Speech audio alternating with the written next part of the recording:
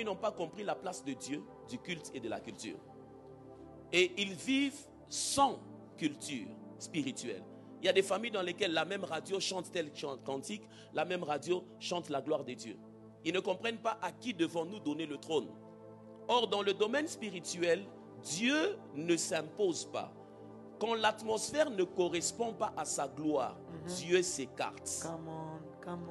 Quand l'atmosphère n'honore pas Dieu, Dieu s'écarte. Les anges travaillent dans l'atmosphère qui correspond au ciel. Quand vous déplacez un poisson de l'eau, il faut le mettre dans l'eau. Quand vous déplacez Dieu de son trône, il faut le conditionner comme dans le trône. Il ne peut pas vivre en dehors de l'atmosphère de son trône. Le chant qui est chanté au ciel, ce n'est pas que Dieu est 3 fois saint, mais il est simplement saint. Et la Bible, quand on dit saint, saint, saint, c'est kadosh, kadosh, kadosh. On veut dire que dans ta catégorie, on n'a pas trouvé quelqu'un comme toi. On a regardé chez les humains, il n'y en a pas. Chez les animaux, il n'y en a pas. Et on est en train de dire ça chaque fois. Et quand vous déplacez Dieu, il faudrait que votre activité soit sous la fréquence du kadosh. Il faudrait que ce que vous faites rappelle à Dieu que nous aussi ici sur la terre, on n'a pas trouvé quelqu'un comme toi. Ça peut être par des chants, ça peut être par des acclamations, ça peut être par des cris. Mais quand vous donnez à Dieu le message que tu n'es pas, tu es en dehors de toute autre catégorie. C'est là-bas on dit maintenant Dieu vient siéger au milieu de la louange de son peuple.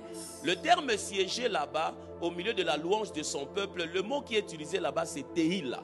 Tehila signifie des chants inspirés qui naissent instantanément, non pas d'un programme humain, mais initié par Dieu. Parce qu'on ne peut pas chanter Dieu au-delà du programme que lui-même a initié.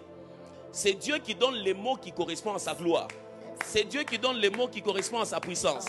C'est comme ça on peut être dans un culte, on commence un chant que les gens connaissent, mais à un certain moment, les mots qui viennent, c'est comme ça le parler en langue est la véritable fréquence de Dieu. La Bible dit celui qui prie en langue s'adresse à Dieu. Il n'y a pas un autre passage dans la Bible où on a dit celui qui fait ceci s'adresse à Dieu. Le seul passage qui dit que celui qui prie en langue s'adresse à Dieu, c'est celui de Corinthiens. Quand quelqu'un prie en langue, il est sur la ligne privée du ciel. La Bible dit, je chanterai en esprit, je chanterai aussi avec l'intelligence. Et dans les familles, Dieu, le culte, la culture, fait à ce que maintenant, quand vous avez tourné le dos à Dieu, vous vivez